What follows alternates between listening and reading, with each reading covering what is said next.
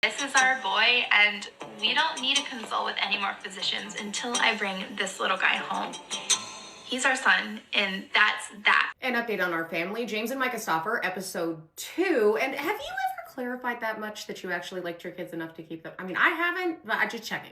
Guess I just never felt like I had a need to clarify that. But another point that I wanted to say before we get started. So whenever I cover a documentary, the title of the video is actually going to be the title of the documentary. And in the hashtags, if you look, you'll know, I always hashtag where you can watch it. So if you have any questions about that or whatever, and I don't see the comment right away, just look at the hashtags and the caption. He brought so much viewership to their channel, and he was like the main character. This is my little guy. He'll be 2 when I pick him up. It was literally built up that way. The introductions to his name, going to get him, like it was this big moment. When we saw this video, it was like, done. He's not a character. He is a child who was going through some pretty intense stuff. But before everything leading up to them actually going to China to get him was video after video, because he was what was getting the views, and they really wanted those views. And I do think a big part of their choice to go on this journey had to do with that. There was a lot of what, in my opinion, would be labeled as virtue signaling also. Get some imaging done recently on our son. I'm not going to talk about his diagnosis, but I kind of want to let you know what his diagnosis pertains to. His diagnosis is neurological. You know, in total, there's 4 different doctors involved, and 2 main ones and then 2 side doctors. They went to all the medical professionals, and it did seem like they just felt so confident about their decisions. This is our boy, and we don't need to consult with any more physicians until I bring this little guy home. He's our son, and that's that. So they just start making videos about this. There was an entire playlist that got privated, which was one of the big red flags that people started seeing, which we'll get to that in a second. But the channel blew up. They were like going through paperwork and videos, and I worked in international adoption a million years ago, and there's a ton of paperwork, and they're just going through everything, showing his picture, talking about his new name. The fans are also getting very into this with hashtags and bring him home and wanting to see videos, consistently asking for updates. And the excitement ramps up more and more as they get closer to getting there. They make videos like this. Hey, Jim, if you could say one thing before you meet him, what would you tell him? I'd tell him that I've loved you since the day we saw the first picture, and that we're going to love you for the rest of your life. Like we talked about a lot in part 1, they really romanticized and idealized things. So when they finally got there and they met him, you can tell that they were very surprised it didn't go the way that they thought.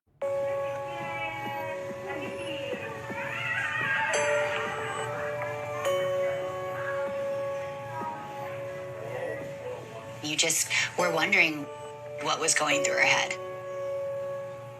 If they're anything like a lot of other people, their expectation was this child was going to run in and you're saving me and thank you so much, when in reality, it's not that simple.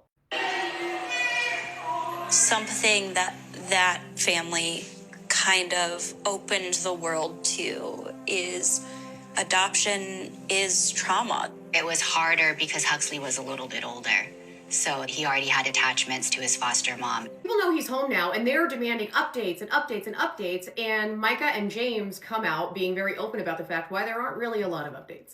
I'm not going to lie. I'm not going to sugarcoat it. It's been rough for us because he had such a bond with his foster mom. They gave us all these pictures, all these clothes.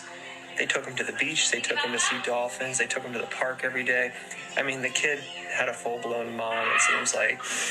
He wants it as crib. He's trying to get this. Okay?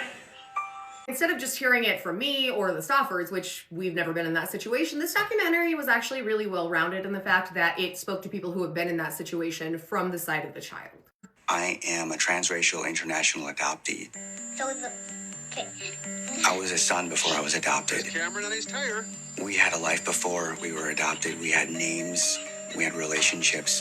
Now, there were actually a few people who offered that kind of insight, but I really liked the way that he put it. From an adoptee's perspective, we're wondering, is there more to this story? I provide mental health services for adoptees, families, extended family members, and in my work with families, my hope is their willingness to say, I don't know everything, and maybe love isn't enough. So what are some ways that I can be prepared internally to take this next step into this lifelong journey. Then he asked the question that I think is so central to this conversation, especially with how they did everything, how they filmed him, everything that kid's going through, all this new stuff, everything, and he's got a camera right in his face the whole time. Who benefited from this child's story being broadcast to thousands or millions of people, you know, especially when the child is involved and not understanding what's going on? Who's it for? A few people gave testimonials and said that it was helpful to them in some way because of their past journey or to reflect on things until it went really bad, and then that had a much different effect. At the end of the day, I feel like I wasn't prepared enough for what trauma truly looked like. When I started the adoption process, I never really found very much material on what it was like when you get home. And I just pray to be an amazing mom to him and just take the best care of my family as I humanly possibly can. First, the vibe was, we're going to respect his journey. We're not going to vlog all of this, until they started getting demands from their viewers like, we need to see them. And they got a bunch of gifts. And they started living kind of that Cartier lifestyle, literally posted videos about that. And at that point, they absolutely started putting him front and center because that's what was getting them the views. They wanted to keep sharing him specifically. So they would create thumbnails that centered Huxley. Big, bold graphics. It was all him. And so it crosses this weird boundary where he's been this spectacle.